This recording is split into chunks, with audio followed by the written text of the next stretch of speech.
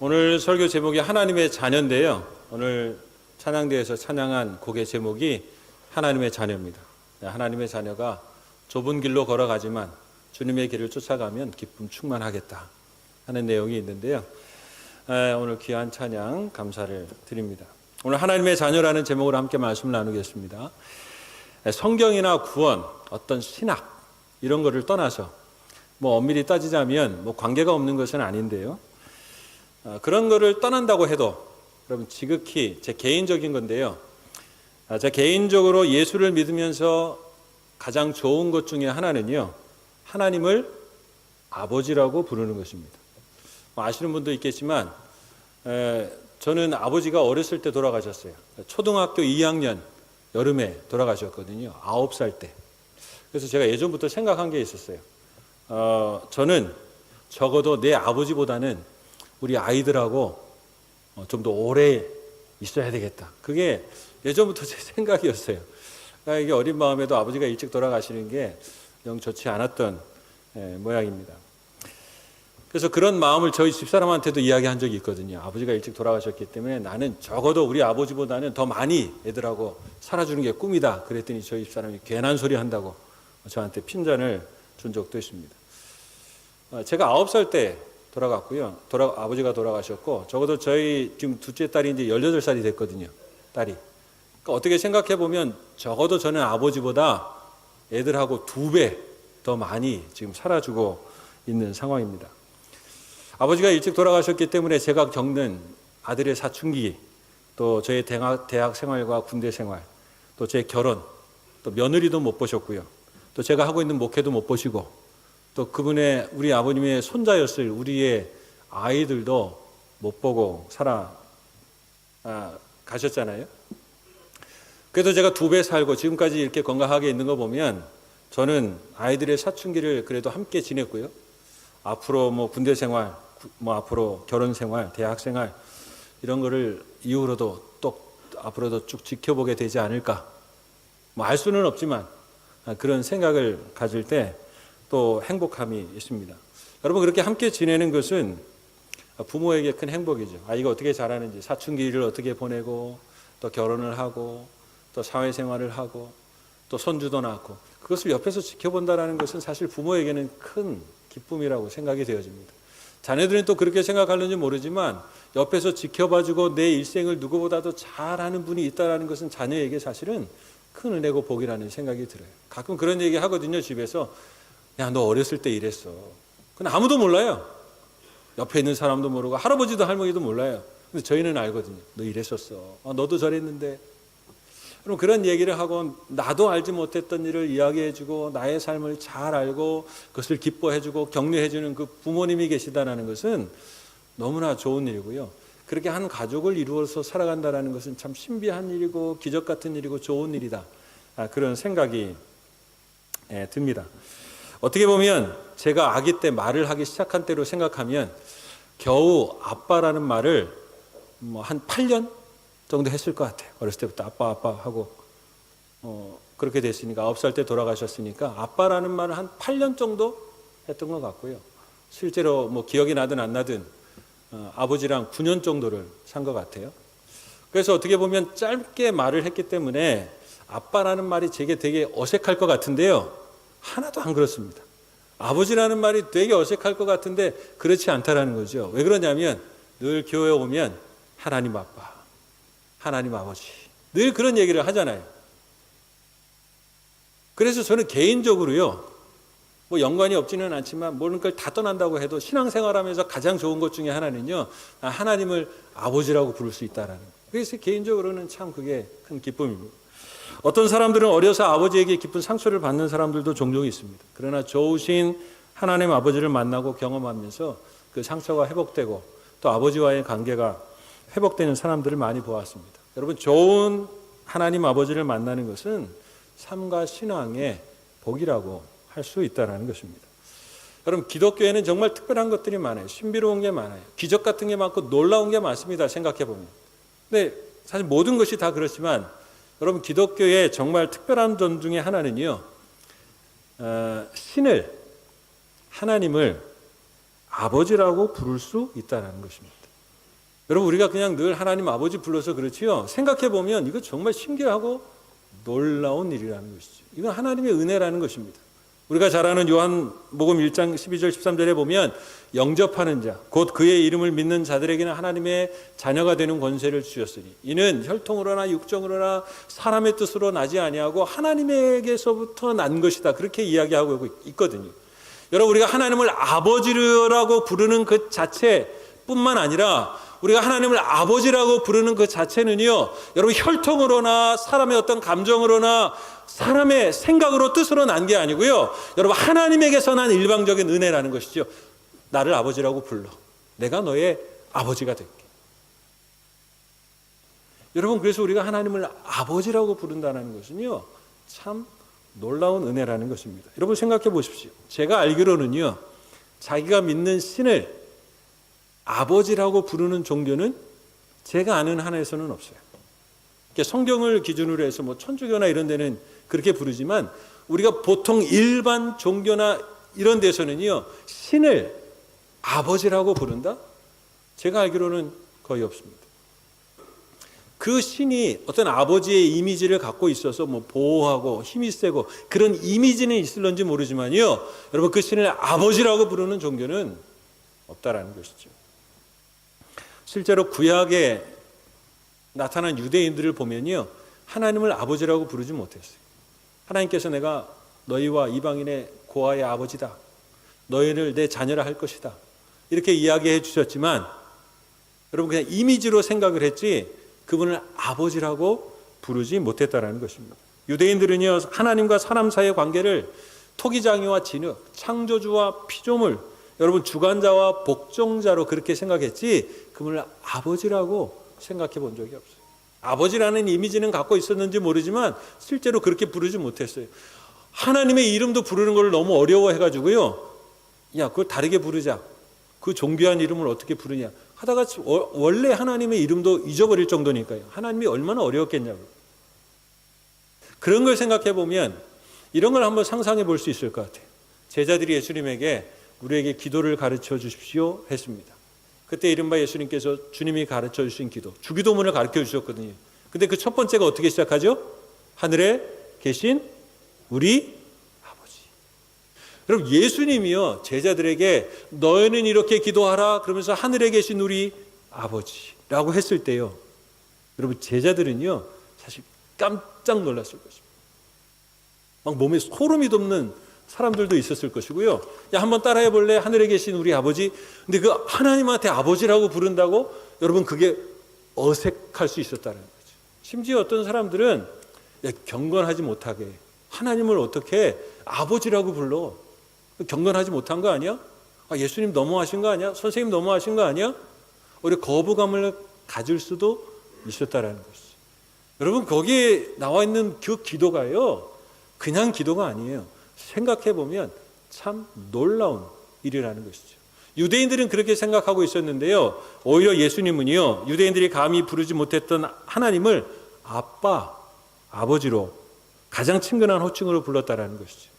하나님과의 관계가 새로워지는 것입니다. 하나님께서 우리와 어떤 관계를 맺고 어떻게 살아가시려고 하시는지 그것을 보여주시는 것이죠.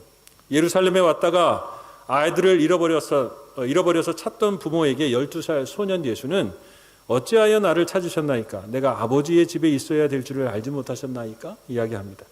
십자가 위에서 죽으신 예수님의 마지막 말은 아버지, 내 영혼을 아버지 손에 부탁하나이다. 이게 예수님의 하나님을 부르는 호칭이었거든요. 여러분, 기독교의 정말 특이하면서도 놀라운 은혜는 우리가 하나님을 아버지라고 부르는 것입니다. 우리가 한번 그것을 깊이 묵상해 볼 필요가 있습니다. 오늘 본문은 반복하고 강조하면서 이렇게 이야기합니다. 무릇 하나님의 영으로 인도함을 받은 사람은 곧 하나님의 아들이라. 너희는 다시 무서워하는 종의 영을 받지 아니하고 양자의 영을 받았으므로 우리가 아빠, 아버지라고 부르짖느니라. 성령이 친히 우리의 영과 더불어 우리가 하나님의 자녀인 것을 증언하시나니. 무슨 말이에요? 너는 종이 아니다. 더 이상 종이 아니다. 너는 나의 자녀, 나의 아들과 딸이다 말씀하고 있는 것이죠. 여러분, 우리가 하나님의 자녀가 되었습니다. 구원받았다라는 것을 다른 말로 표현한다고 하면 우리가 하나님의 자녀가 되었다라는 말로 표현할 수 있다라는 것이죠. 오늘 이 말씀을 통해서 함께 은혜를 나누려고 하는데요. 하나님이 우리의 아버지가 되고 우리가 하나님의 자녀가 되었다라는 것은요, 하나님께서 아버지처럼 우리를 보호하시고 인도하시고 우리의 삶을 인도해 가셨다는 것도 포함이 되어 있습니다. 근데 오늘 특별히 로마서 말씀에서는요, 중요하게 하시는 말씀이 뭐냐면 하나님의 자녀라는 새로운 정체성을 가지고 그 삶을 살아라 하는 것입니다. 왜요? 로마서에 보면 우리가 전에는 죄의 종이었거든요. 우리가 종이었어요. 죄에 팔렸어요. 우리 아버지가 죄였다고요. 죽음이었다고요. 근데 어떻게 해요? 이제는 내 아들이라. 그러니까 이제 새로운 아들의, 하나님의 아들의, 자녀의, 딸의 정체성을 가지고 새롭게 살아라. 오늘 말씀하고 있다는 것이죠. 전에는 죄의 종으로 살았습니다. 그러나 이제는 완전히 새로운 법으로 살아 하나님의 자녀가 되었다는 것이죠. 전에는 죄와 사망의 법이 우리를 지배했지만 예수 그리스도 안에서 이제는 생명과 성령의 법이 우리로 하여금 정죄가 없고요, 우리를 해방해서 만세의 기쁨으로 그럼 우리를 살아가게 하신다는 것입니다. 그래서 오늘 12절에 보면 그러므로 형제들아 우리가 빚진 자로 돼 육신에게 져서 육신대로 살 것이 아니니라. 왜요? 우리가 죄의 종이 아니고요, 이제 하나님의 자녀가 되었기 때문에 새로운 정체성을 가지고 새로운 삶을 시작하라는 것입니다. 너희는 다시 무서워하는 종의 영을 받지 아니하고 양자의 영을 받았으므로 우리가 아빠 아버지라고 부르짖느니라. 왜 우리가 하나님에게 아버지라고 부르도록 하셨을까요? 끊임없이 우리가 하나님의 자녀라는 사실을 우리에게 말씀해 주시기 위해서라는 것이죠. 하나님의 자녀로 살아라 하는 것입니다. 전에는 죄의 종이어서 죄에 비치고 그 아래서 그가 하라는 대로 살았다면 이제는 법이 바뀌었습니다. 이제는 그리스도 안에 우리를 빚쟁이라 하지 않습니다. 빚에 끌려 살고 눌려서 살던 시대는 지나고 법도 바뀌었습니다. 전에는 빚져서 육신대로 살아 죄 가운데 살았다면 이제는 그리스도 안에서 종이 아니라 자녀라는 것이죠. 종은 무서워하고 그 주인의 영향력을 받아 살아가지만 자녀는요, 육신과 죄에서 벗어나 당당하고 자유하며 새로운 눈으로 자신을 보고 새로운 삶을 살아가게 된다는 것이죠. 하나님이 우리 아버지가 되고 우리가 자녀가 되었다는 그 사실을 분명히 알고 살아가게 하시려는 것입니다. 여러분, 그래서 그리스도인에게는요, 우리가 하나님의 자녀라는 정체성을 가지고 살아가는 것은 참 중요합니다. 정체성이 참 중요한데요, 예전에 그런 이야기가 있었습니다. 늘 자신이 누구인가에 대해서 심각하게 고민하던 어린 감자가 하루는 엄마 감자에게 이렇게 물었습니다. 엄마, 나 감자 맞아? 그랬더니 엄마가 당근이지 라고 이야기하더랍니다. 얘는 갑자기 엉뚱한 걸 물어. 근데 이 감자는 충격이 되었습니다. 감자는 엉엉 울면서 집을 나갔습니다. 자신이 감자가 아닌 당근이라는 사실을 앞에서 방황하던 어린 감자는 다시 할머니 감자에게 가서 물었습니다. 할머니, 나 감자 맞지요? 그랬더니 할머니가 어이야 하머. 할머니의 답을 듣고 어린 감자는 내가 오이래 엉엉 울면서 다시 집을 나가게 되었습니다. 이게 옛날 그 최불암 시리즈에 있었던 건데요. 그 길을 가다가 최불암 아저씨를 만났어요. 그래서 마음이 너무 급해서 아저씨 저 감자 맞지요? 그랬더니 그 질문이 너무 우스워가지고 최불암 아저씨가 파 하고 웃었다 그래요. 더 충격을 받은 거예요. 자기가 파라는 그 출생의 비밀을 깨닫고 엉엉 울면서 나갔다가 아직도 안 들어오고 있다라는 이야기입니다. 우스운 이야기이긴 하지만 여러분, 자신이 누구인지 모를 때 혼란과 갈등이 생기게 되거든요. 그 삶의 방향이 정해지지 않고 혼란스럽습니다. 이민 2세들도 겪는 갈등과 고민이 가끔 있지요. 그러니까 예전에는 이민 2세들을 바나나라고 이렇게 표현을 하기도 했습니다. 요즘은 이제 그런 이야기 안 하거든요. 혹시나 이것이 뭐 인종차별이나 비하 뭐 이런 말이 될 수 있기 때문에 그런 말 잘 안 하지만 그런 표현으로 한 거 아니니까 이해하시고 들어주시기 바랍니다. 바나나라고 그랬어요. 겉으로 보면 노란색, 황인종, 한국 사람 같아요. 근데 그걸 쓱 벗겨보면 하얀 서양 사람이 들어있거든요. 겉은 한국 사람인데 이 속에 있는 멘탈은 외국 사람이에요. 현지인이에요.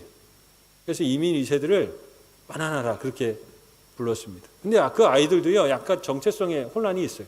내가 이 나라에 태어나고 이 나라에 살아서 이 나라 말하고 살아서 이 나라 사람인 줄 아는 것 같은데 또 밖에 나가보면 그냥 우리는 한국 사람이거든요. 그러니까 거기에서 아이들이 약간 정체성의 혼란을 겪는 경우들이 있습니다. 그래서 중요한 것은 결국 어떤 정체성을 가지고 살아가느냐 하는 것이죠. 어떤 정체성을 가지고 사느냐에 따라 그 사람의 삶의 방향이 달라지게 될 수 있다는 사실입니다. 근데 우리는 종종 그리스도인이면서도요, 하나님께서 주신 것, 부르신 것 말고 우리 세상이 이야기하는 세상과 맞닿아서 가지게 되는 올바르지 못한 정체성을 가지고 살아갈 때가 종종 있습니다. 구약 민수기 13장에 보면 여러분 모세가 가나안 땅에 정탐꾼을 보냅니다. 그런데 가나안 땅을 정탐하고 돌아온 사람들의 보고를 하죠. 이렇게 보고합니다. 이스라엘 자손 앞에서 그 정탐한 땅을 악평하여 이르되 우리가 두루다니며 정탐한 땅은 그 거주민을 삼키는 땅이요 거기서 본 모든 백성은 신장이 장대한 자들이며 거기서 네피림 후손인 아낙 자손의 거인들을 보았나니 우리는 스스로 보기에도 메뚜기 같으니 그들이 보기에도 그와 같았을 것이니라. 여러분 정탐하고 돌아와서 보고하는데요, 자기들은 그 사람들에 비하면 메뚜기 같다라는 것입니다. 그들의 보고와 그들이 가진 하나님의 백성들의 정체성은 한 줌거리도 안 되는 여러분 메뚜기로 살아가고 있다라는 거예요. 같은 하나님의 앞에 있으면서도요, 여호수아와 갈렙은요, 야 우리가 무슨 메뚜기야, 그 사람들은 우리의 밥이지 라고 생각을 한 반면에 하나님 안에 있으면 어떤 사람들은요, 이야 우리는 그 사람들 보니 우리는 메뚜기야 메뚜기, 아무것도 아니야 라고 이야기하는 것이죠. 근데 여러분 밥이라고 생각하고 하나님의 자녀와 백성이라는 정체성을 가졌던 여호수아와 갈렙은 가나안 땅에 들어갔습니다.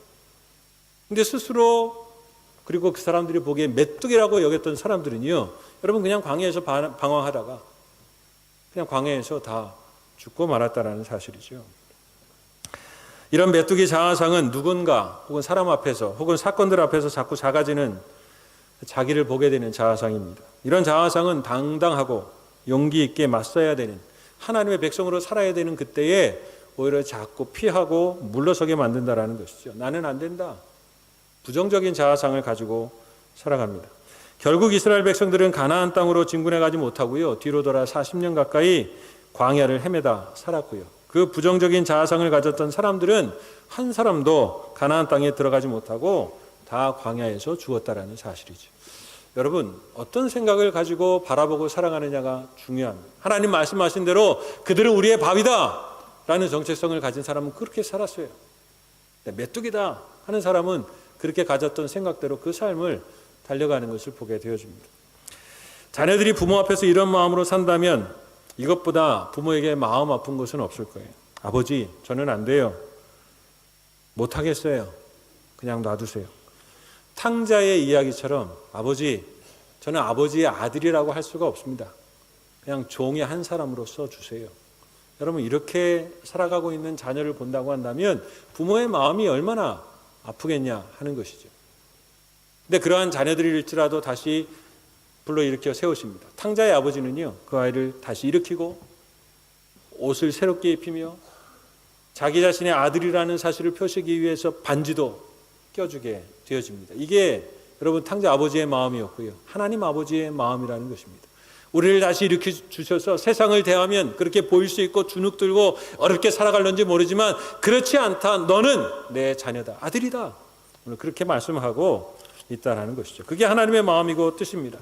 종으로 육신으로 살던 마음을 버리고 이제 하나님 아들로 새로이 살라는 것입니다. 여러분 이젠 버려야 합니다. 메뚜기 자아상을 버려야 합니다. 이런 부정적인 자아상을 버려야 합니다.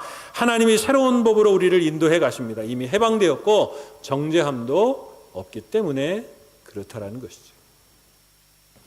어떤 사람들은 세상에 대하여 그렇게 생각하고 메뚜기처럼 생각하고 살아갑니다. 하나님께서 주시고 말씀하신 것 생각이 없어요. 어떤 사람들은 하나님이 주시고 말씀하신 것 생각하지 않고 자기 자신을 그렇게 생각하고 자기 자신이 만든 자아상을 가지고 살아가는 사람들도 종종 있습니다. 많은 그리스도인들의 문제는 자신이 누구인지 모른다라는 사실입니다. 대부분이 내가 무엇을 하고 있기 때문에 나는 이런 사람이야 착각하고 살아갈 때가 있습니다. 여러분, 내가 가진 지위, 재물 이런 걸 기준으로요, 나는 괜찮은 사람이야 생각하고요, 내가 가지고 있는 지위, 재물 때문에 나는 별 볼 일 없는 사람이야, 또 이렇게 생각하는 사람들도 있습니다. 여러분, 두 가지 다 맞지 않습니다. 그것에서 벗어나 다시 하나님의 법으로 살고 하나님의 관점으로 자기 자신을 바라보는 것이 필요합니다. 여러분, 이것이 신앙입니다. 나는 이런 사람이야. 그건 자기 자신의 결단이고 철학이고 생각이죠. 그러나 여러분, 하나님이 주신 마음으로, 생각으로, 그 관점으로 우리를 바라보고 살아가는 것, 여러분, 그것이 믿음이고 신앙이라는 것이죠. 세상은 메뚜기라고 하고 내 자신 뭐 괜찮다, 그렇지 않다, 보잘것없다 라고 생각할는지 모르지만 하나님은 너희는 내 자녀라 이야기하고 있는 것이죠. 그 관점으로 살아가는 것, 그 믿음과 신앙으로 살아가라 말씀하고 있습니다.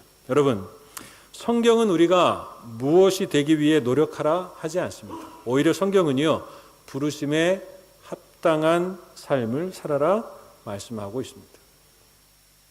내가 하나님의 자녀가 되기 위해서 뭘 하고 살아가는 게 아니에요.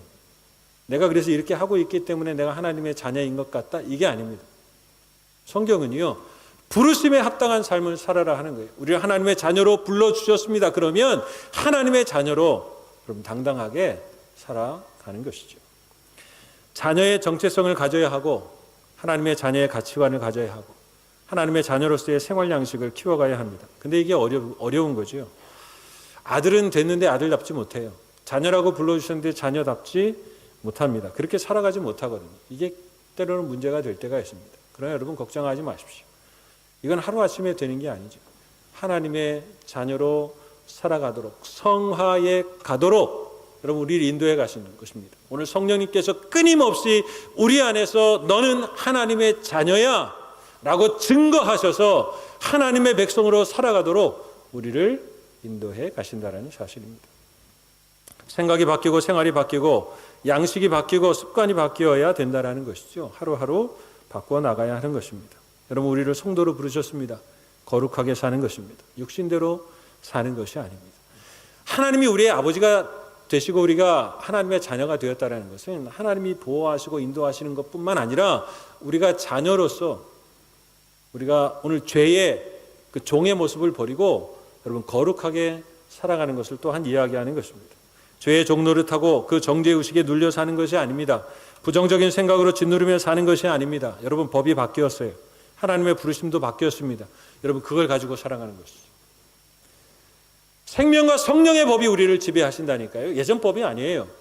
하나님도 우리를 새롭게 부르셨다는 것입니다. 자녀로 불러주셨고 그리스도인이라 이름하셨습니다. 그래서 여러분, 그에 합당하게 살라고 하셨지 합당하게 살면 내 백성이 될 것이다, 그렇게 말씀하지 않으셨습니다. 무엇으로 사는가 보다 무엇으로 불러주셨고 그것에 합당하게 누리며 사는 것이 중요합니다. 오늘도 끊임없이 성령님은 우리가 하나님의 자녀인 것을 증거하십니다. 왜냐하면 우리가 자꾸 잊어버리거든요. 우리가 자꾸 세상에 위축되거든요. 사탄의 방해가 있거든요. 그러나 성령님은 끊임없이 우리에게 말씀해 주십니다. 누가 뭐래든 네가 무엇을 하든 너는 분명 하나님의 자녀다. 너는 메뚜기가 아니다. 오늘 말씀해 주신다라는 것이죠. 사랑을 받는 사람은, 그 사랑에 의심이 없는 사람은 당당합니다. 자신이 있습니다. 왜냐하면 하나님이 우리의 아버지가 되시기 때문에 그렇습니다. 오늘 하나님은 너는 내 자녀다 선언하셨습니다. 누구도 바꿀 수 없습니다. 오늘 하나님의 자녀에 맞게 당당하게 살아가는 복된 그리스도인의 삶이 될 수 있기를 주님의 이름으로 축원합니다. 또 한 가지, 여러분, 자녀라는 것은요, 또 한 가지 중요한 게 있는데 상속자가 된다는 것입니다. 하나님의 자녀는요, 아버지의 것을 상속한다는 것이죠. 부모는 정말 중요하다고 생각하는 것을 자녀에게 물려주고 싶어 합니다. 자녀들이 간직했으면 하는 마음이 있다는 것이죠. 또한 자녀들이 되었다는 것은 부모가 중요하게 여기는 것을 꼭 간직하고 누리고 또 물려주어야 될 의무가 있다는 것입니다. 그것은 보이는 것일 수도 있고 보이지 않는 것일 수도 있습니다. 보이지 않는 신앙이고 철학이고 가풍이고 여러 가지 생각들일 수 있습니다. 보이는 것들 중에는 뭐 가게도 있을 것이고 기업도 있을 것이고 물질도 있을 것입니다. 그러나 여러분, 중요한 것은 자녀는 상속자가 되어서 그것을 간직하고 누리며 물려주어야 된다는 것이죠. 저는 자녀들에게 그렇게 많이 물려줄 것이 있지는 않습니다. 그래서 늘 이야기합니다. 적어도 예수 믿는 신앙만큼은 어디에 있든지, 부모와 함께 있든지 떨어져 있든지, 부모가 살았든지 죽었든지, 예수 믿는 신앙은 꼭 간직하고 살아라. 단지 그것밖에 바라는 게 없어요. 그리고 그것밖에 물려줄 게 없다라는 것이죠. 우리가 다 마찬가지겠죠. 여러분, 부모는요, 정말 중요하다고 생각하는 것을 자녀에게 꼭 물려주고 싶어요. 자녀는요, 부모가 중요하다고 생각하는 것을 꼭 받아 누리는 상속자가 되어야 된다는 것이죠. 그래서 오늘 17절에 보면 자녀이면 또한 상속자, 곧 하나님의 상속자요 그리스도와 함께한 상속자니 우리가 그와 함께 영광을 받기 위하여 고난도 함께 받아야 할 것이니라. 여러분, 하나님이 우리에게 주고 싶어 하시는 것은 한 가지입니다. 그러나 그것을 받는 길은 오늘 성경은 두 가지예요. 영광과 고난이 있다라는 것이죠.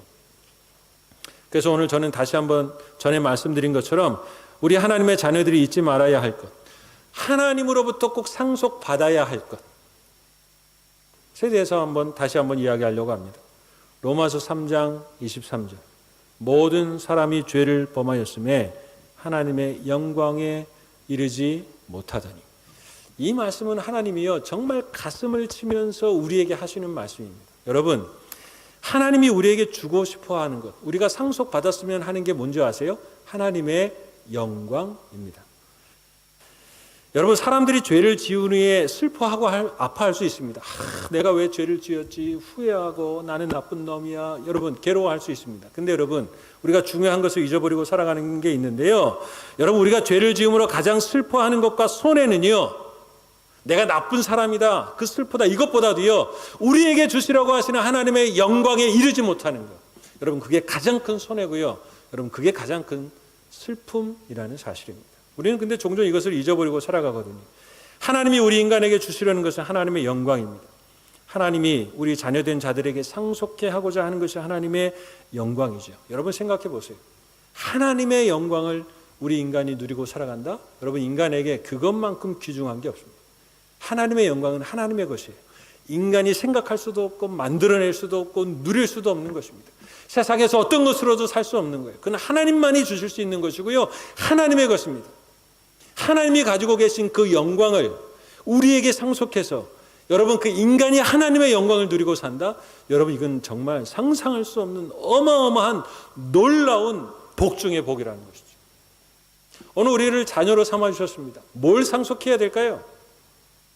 하나님의 영광입니다. 그냥 하나님에게 겨우 하나님 뭘 해결해 주세요, 뭐가 필요합니다, 이거 얻게 해주세요, 이 정도가 아니에요. 여러분, 하나님 자신, 그의 영광을 우리에게 주신다니까요. 여러분, 우리는 그것을 구하고 살아야 되는 것이죠. 하나님이 주시지 않으면 안 되는 것입니다. 세상 어느 곳에도 구할 수 없는 것이죠. 우리가 하나님을, 그리고 하나님의 것으로 산다는 것은 얼마나 놀라운 일입니까? 그래서 모세의 기도를 통하여 교훈을 얻습니다. 출애굽기 33장 18절, 모세가 이르되 원하건대 주의 영광을 내게 보이소서. 하나님 다른 거 다 필요 없습니다. 하나님, 그분 만나고 누리고 그 하나님의 것으로 살게 해 주십시오. 여러분, 이것보다 그리스도인에게 행복은 없는 거예요. 죄의 가장 슬픈 거는요, 그 하나님의 영광을 잃어버렸다는 거예요. 그래서 오늘 죄를 해결하시고 우리를 자녀 삼아 주셔서 그 놀라운 하나님의 영광을 우리에게 주시고 상속하여서 누리게 하시려는 거예요.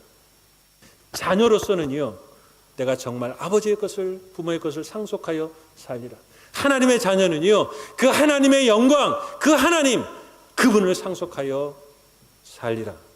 여러분, 그 기도와 꿈과 목적이 있어야 된다는 사실입니다. 하나님을 만나는 것, 아버지 되신 하나님과 함께 살아가는 것, 그의 영광을 경험하는 것과 비교할 수 있는 것은 없습니다. 그것을 경험하고 살기를 간구하는 여러분이 될 수 있기를 주님의 이름으로 축원합니다. 여러분, 그 기쁨을 누리면 빼앗기지 않고요, 사모하게 되고 살아갈 텐데 그 하나님의 영광을 알지 못할 채 살아가는 그리스도인들이 많거든요. 근데 오늘 우리를 자녀로 불러주시고요, 나의 영광을 상속하라 말씀하고 있다는 것입니다. 하나님은 그의 영광과 그 좋은 하나님과 하나님의 모든 것을 우리에게 주기를 원합니다. 거기에는 두 가지 길이 있습니다. 영광의 길도 있고요, 고난의 길도 있습니다. 그러나 결국 그 하나님의 영광에서 만나게 되는 것이죠. 같은 길입니다. 그래서 오늘 18절에 이렇게 이야기합니다. 생각하건대 현재의 고난은 장차 우리에게 나타날 영광과 좋게 비교할 수 없도다.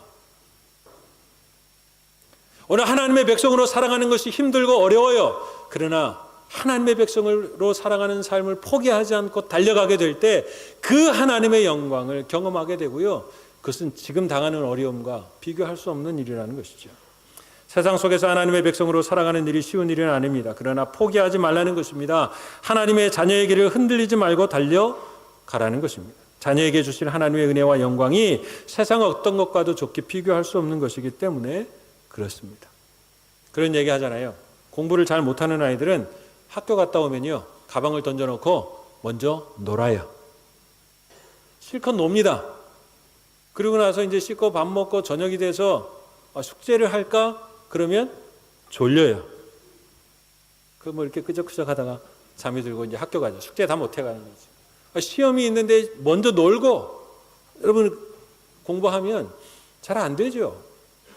그러니까 먼저 편한 것, 그게 좋을 것 같지만 다 좋은 것은 아니에요. 근데 공부를 잘하는 아이들의 그 어떤 패턴을 보면 일단 갔다 오면 씻고 숙제부터 해요, 앉아서. 그리고 내일 시험이 있으면 공부해놓고 정리해놓고 그 다 해놓은 다음에 그 후에 여유롭게 지내는 것이죠.